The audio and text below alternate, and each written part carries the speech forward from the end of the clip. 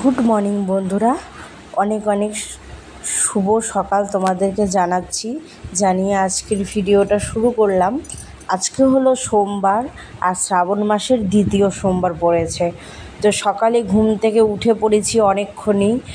আর উঠে তোমার এই যে দেখো ঘড়িতে দেখাচ্ছিলাম যে কটার মতো বাজে। তো মামাম কিন্তু ঘুম থেকে উঠেনি, ও এখনও যে ঘুমোচ্ছে আর কি। তো আমি এদিকে সত্যি কথা বলতে গেলে ঘর মোছা ধোয়া আর রাত্রেবেলায় গতকাল রাত্রে আমি সব এদিকে গ্যাস ট্যাস যা কিছু আছে স্ল্যাব ট্ল্যাব সব পরিষ্কার করে রেখে দিয়েছি। শুধু সকালবেলা ঘুম থেকে উঠে ঘর ঝেড়ে মুছে নিয়েছি, এটা আমি করেছি। আর তোমাদের দাদা স্নান টান করে পুজোটাকে ঠাকুরকে একটু ফুল জল তো না, ঠাকুরকে একটু তোমার মাথায় জল দিয়ে আর জায়গাটা পরিষ্কার করে ধূপকাঠি দেখিয়ে চলে গেছে। আর মামাম এখনও ঘুমোচ্ছে। অ্যাকচুয়ালি এত সকাল সকাল উঠেছি কারণ আছে, কেন বলো তো? কারণ শ্যামলীদি অন্য দিন তোমার এর আগের সপ্তাহে যে সোমবারটা ছিল সেদিন ডিউটি করে এসে পুজো দিয়েছিল। তো ওর খুব ঝামেলা হয়ে গেছিলো। তো ও আজকে বলে দিয়েছিল যে আগেই পুজোটা দিয়ে তারপরে ও ডিউটিতে যাবে। তার জন্যই আমি আর কি সকাল সকাল উঠে পড়েছি। ও যেহেতু সকাল সকাল পুজোটা দেবে এই জন্যই আর কি। দেখো সকাল সকাল শ্যামলীদি এসে পুজোটা দিয়ে গেছে ভোলে বাবার কাছে। যেহেতু ওর ডিউটি আছে সকাল সকাল ও বেরিয়ে পড়বে, তার জন্যই পুজো টুজো দিয়ে চলে গেছে। আর মাম্মামও এই জাস্ট এখনই ঘুম থেকে উঠলো। আর বাইরে প্রচণ্ড পরিমাণে গরম, জানো, এত পরিমাণে গরম। আর মাম্মাম দেখো ঘুম থেকে উঠেই বিছানাতে হিসু করে দিয়েছে। আজকে আবার তোষকটা আমাকে রোদে দিতে হবে, আমার আর জাস্ট ভালোই লাগে না। একে সারা রাত হিসু করে না, অথচ সকালবেলা উঠে ও বিছানার মধ্যে হিসু করে দেয়। এরকম বদমাস কি বলবে বলো তো? এবার একে কি বলবে তোমরাই বলো? এত দুষ্টুমি করলে ভালো লাগে? দেখো 11:15 মতো বাজে আর আমি একটু চা আর একটু মেরি বিস্কুট খেয়ে নিলাম।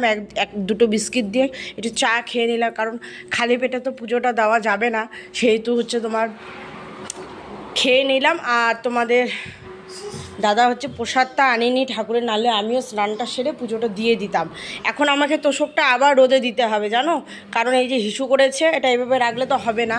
তো বাইরে এই যে গতকালই সব কাপড় চোপড় মেলে রেখেছি, ধুয়ে দিয়েছি, ওগুলো মেলে দিলাম সকাল সকাল ঘুম থেকে উঠে।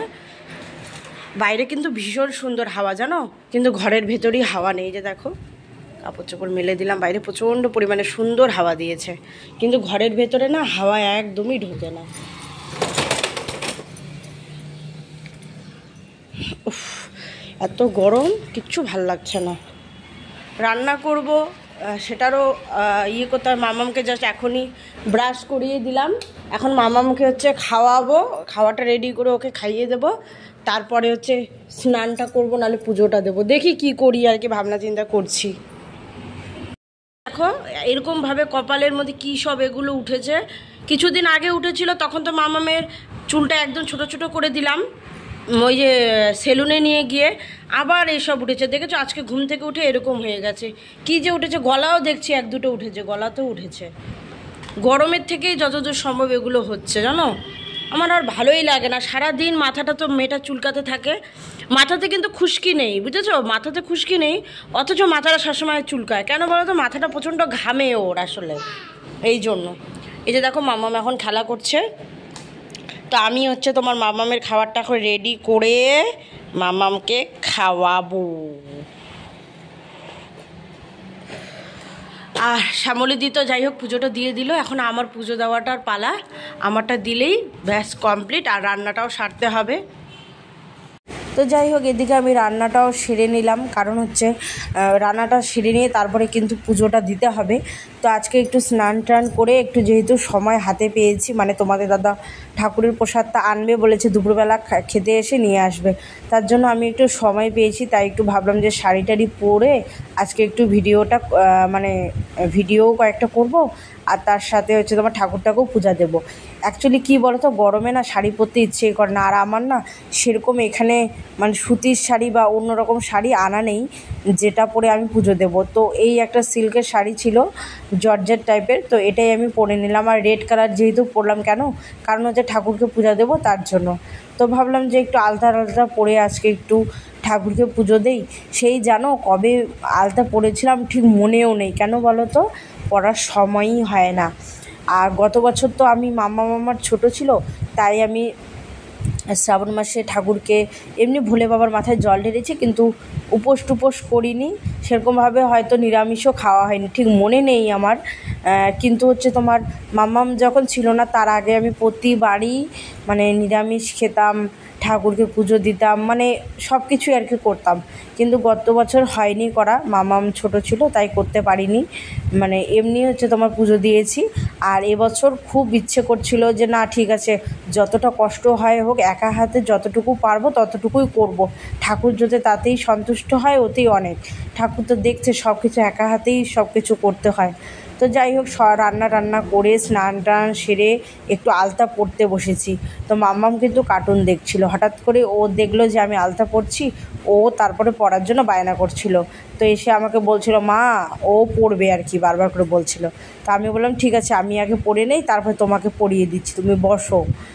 তো যাই হোক, আমি এদিকে পড়া হয়ে গেল, খুব তাড়াহুড়া করে পড়লাম। অ্যাকচুয়ালি কী বলো তো, তোমরা যে ভিডিওটা দেখছো এত স্পিড করেছি, এরকমই স্পিড করে খুব তাড়াহুড়া করে পড়েছি। কেন বলো তো, মাম্মা আবার যখন তখনই বোতলটা ফেলে দিতে পারে, আর ও তো এখনও সেরকম বোঝে না, না খুব তাড়াহুড়া করে খালি যেমন তেমন করে আলতাটা পরে নিয়েছি। আর মামামকেও এদিকে আমি পরিয়ে দিচ্ছি, আর ও তো ভীষণ খুশি, এরকম দেখে কয়বার যে পায়ের দিকে তাকাচ্ছিল তোমাদেরকে আমি বলে বোঝাতে পারবো না, এত পরিমাণে ও খুশি হয়ে গেছিলো। মামাম এই নিয়ে দুবার আলতা পড়লো। বাড়িতে একদিন কী কারণের জন্য পড়েছিলাম আমি আর মা, তো ও তখন পড়েছিল। আর আগে তো যখন মানে বৃহস্পতিবার করে, প্রতি বৃহস্পতিবার আমি লক্ষ্মী ঠাকুরকে পুজো দিতাম, তো প্রত্যেক বৃহস্পতিবার আমি হচ্ছে আলতা পরতাম। কিন্তু এখন আর সেরকম করে ঠাকুরকে পুজো দেওয়াও হয় না, আলতা পরাও হয় না। তো যাই হোক, তোমাদের দাদা এখনও আসেনি, কিন্তু আমি পূজাটা স্টার্ট করে দিয়েছি। কেন বলে তো, পুজোটা করতে তো সময় লাগবে। আমি দেখো যতটুকু নিজের মতো করে পারি ততটুকু নিজেরভাবে পুজো দিয়ে দেই। আমি মানে অত গুছিয়ে টুছিয়ে সেরকমভাবে পুজো দিতে পারি না, কিন্তু যেভাবে পারি ওইভাবেই পুজোটা দিয়ে দিই।